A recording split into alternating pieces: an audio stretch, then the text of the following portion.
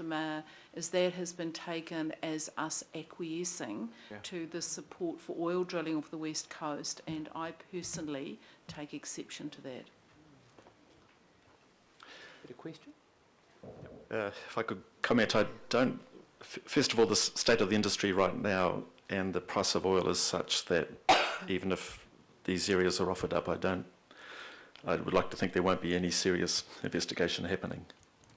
But I do think that there are very important principles which need to be re-emphasised to the government about how it's inherently unsafe, how it's such a valuable natural area, and how allowing drilling in this area is going to be counterproductive for climate change. And I think that as an elected representative, Auckland Council ought to say those things very clearly.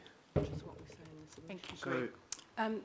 Can I respond as well? Yeah. Yeah, my apologies about the permitting comment. No,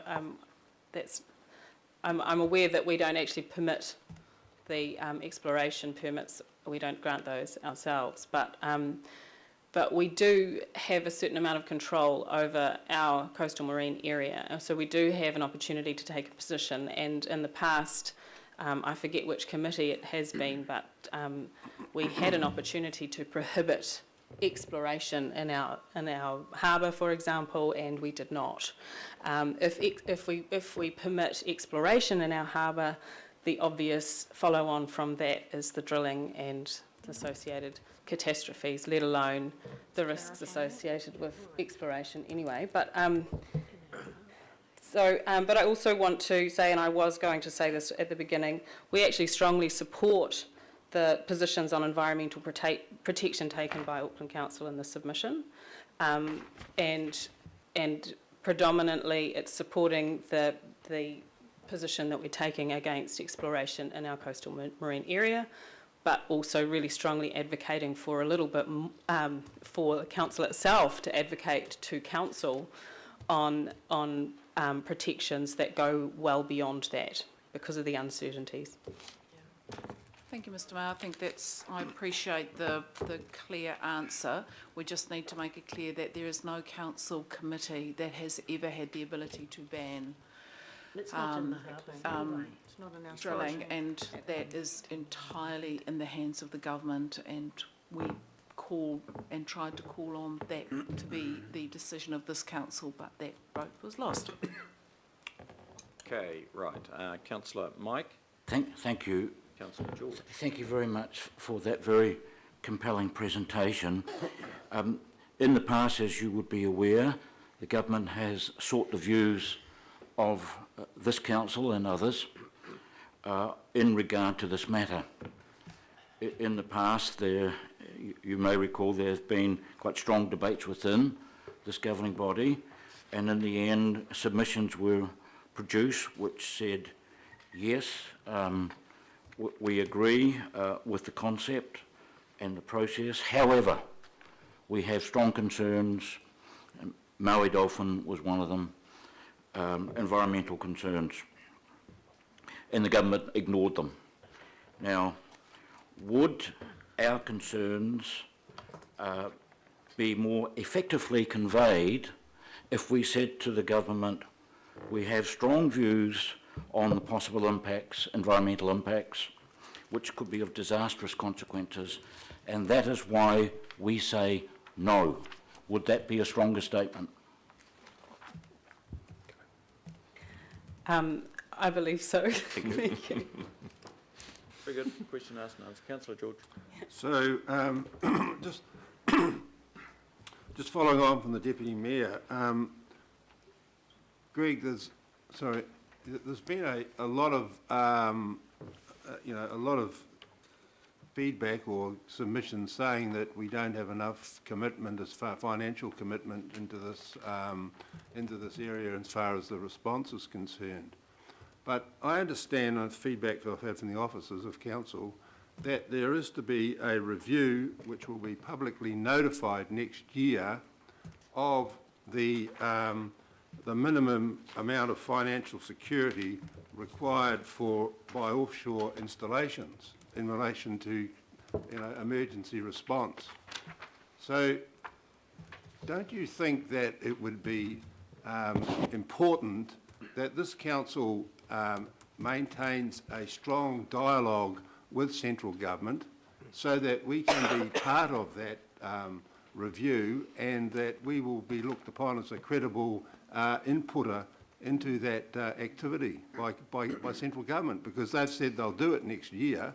And I think that those financial considerations, when you point up the response boat and those kind of things, it really is important, I think, that we have strong dialogue with central government and maintain it on that aspect, but also the response aspect, where we are already involved, but maybe we should be more involved from a political point of view in relation to the response. So I'd like to hear your comments. I certainly agree that we need to keep the communication channels open with government. In terms specifically of requiring explorers to have financial reserves put aside, you really do need physical infrastructure if there's a disaster.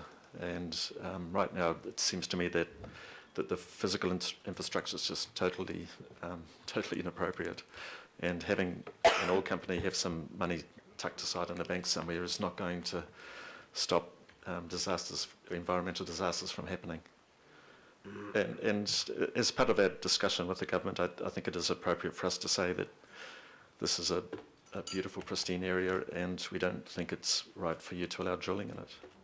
So has your local board had dialogue from the council operations department who are responsible for this activity?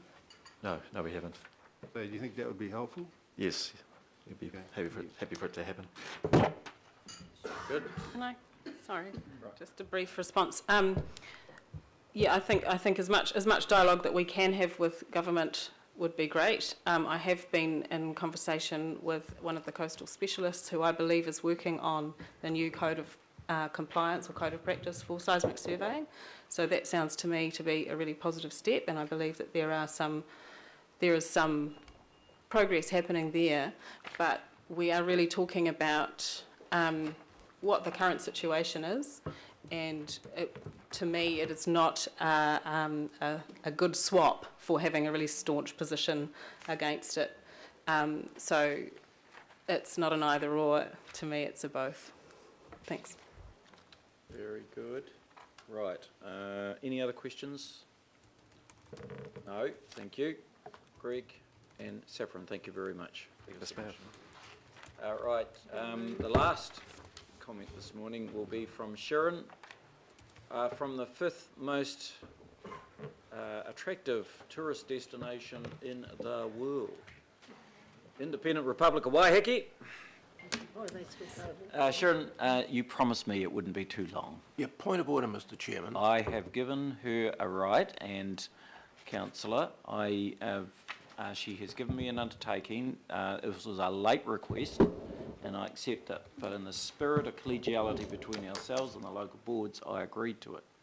And I have asked her to be mindful of time. Sharon. Kia ora koutou. Thank you, Your Worship, for letting me speak, and hello to the councillors. Okay, so look, I'm here as the Economic Development portfolio person on the Waiheke local board, and I went through the report yesterday, and I was really concerned. So really that's the basis of what I'm talking about. It's slightly different from what's written in the submission, but it's supporting the submission. So firstly, we've got, of course, the effects of the wildlife and the cost of the spill. Having read the document, I don't think there's enough of a case made for the economic developments, economic benefits of oil exploration and removing it. So the figures I understand is that it's a forecast of 2.1 billion over 30 years that could be made for New Zealand. However, if we look at the 2010 spill, the Deepwater spill, that cost 68 billion to BP.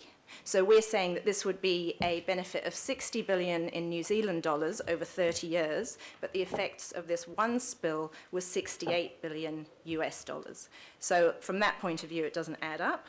The other thing is just that a map that Wayne asked to see again of New Zealand. The way the currents work in New Zealand, they go up from south to north, and then they go round the country. The American spill had 16,000 miles of coastline. We have 16,400 kilometres of coastline, significantly less.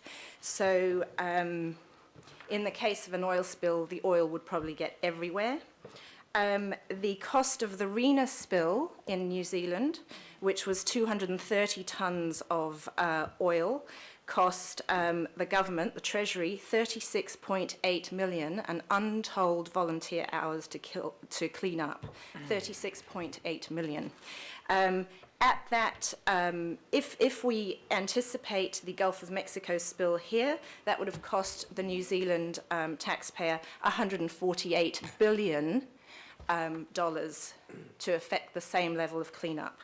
There still isn't, that situation still hasn't been resolved. There's still oil spilling up in the Gulf of Mexico. And it's still unclear what the effects on the economy are, but they're saying that 5 years later, the crab population in Louisiana hasn't come back. Tourism is severely affected. So just as another point then, there's something schizophrenic about the way we're following an economic development policy in New Zealand. So on the one hand, tourism and the film industry are working really closely to promote New Zealand as a clean, green destination. And we spend a lot of money on branding that and giving breaks to film companies to come and film here on the grounds that they're also promoting New Zealand. At the same time, Auckland particularly, but New Zealand generally, is trying to attract high net worth individuals. They're not coming for the opera house and they're not coming for the theatre company. They might be coming from the arts festival. Thank you for the arts festival, it's lovely. But they are coming for the environment. People don't want to come to a place where they're trying to clean globs of tar off their feet. And having spent quite a bit of time in the Caribbean, I can tell you that the Bahamas, you are constantly having to clean bits of tar off your feet. It's really unpleasant. We're also world leaders in terms of environmental protection, and we have huge numbers of species, that there are incredible numbers of New Zealand experts and experts from around the world that come here, bringing money into this country around environmental protection. So again, it doesn't make sense to create a possibility where you're going to do drilling that doesn't have any potential economic benefits and has a lot of risk. The other thing is that, as we can see behind us, we don't really have the social mandate. In terms of the government saying that exploration is okay, in terms of the New Zealand population, most people are really strongly against drilling and mining. And we also have the example of Christchurch, which shows that it is possible for councils to vote against. And as a council representing 40% of the New Zealand economy, and in the interests of the economy, I suggest we think really, really carefully about what the benefits are from New Zealand. And I'd really like to see us showing some leadership around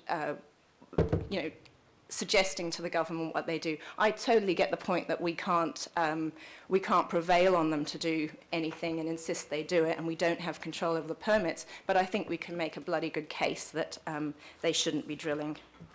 And I think that's probably enough from me. Very good, Sharon. And then the other thing is, of course, the opportunities in clean, green energy, which, again, is an area that we're showing leadership in. Thank you. Whoops. Very good. Are there questions of Sharon from Waiheke?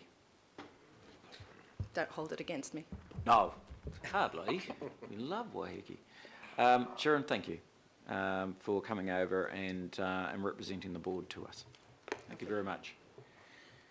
Okay, councillors, that I'm going to move the receipt of those two presentations from the two local bodies. Seconder, Councillor Cathy. All those in favour say aye. Aye.